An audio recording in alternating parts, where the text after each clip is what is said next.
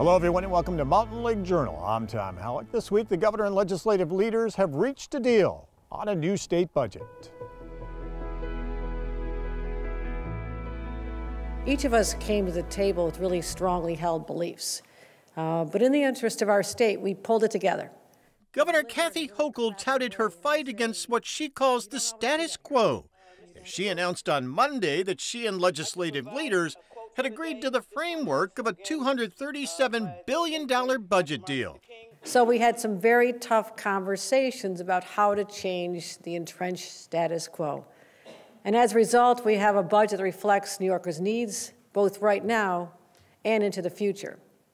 Hochul said despite intense headwinds, she and lawmakers did come to an agreement on one of the governor's biggest priorities, a housing package that she calls a landmark deal. I said we'd take concrete action to address the housing crisis and make it easier for New Yorkers to find homes they can afford. We got it done. The agreement includes renewed subsidies for developers to build new housing in New York City and additional tenant protections. In the rest of the state, pro-housing communities like Plattsburgh will share $650 million to help build new homes. Another $500 million will be used for housing on state-owned sites, including former prisons. No specifics yet whether that could include the former Moriah Shock prison within the Adirondack Park. After a lot of pushback from lawmakers, the governor backed off changes she proposed that would have cut foundation aid to about half the school districts in the state.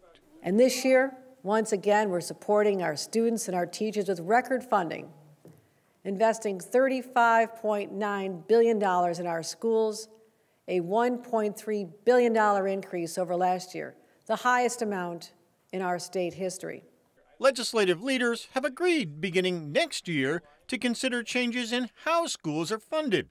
The Rockefeller Institute will conduct a comprehensive study on school funding with a focus on foundation aid.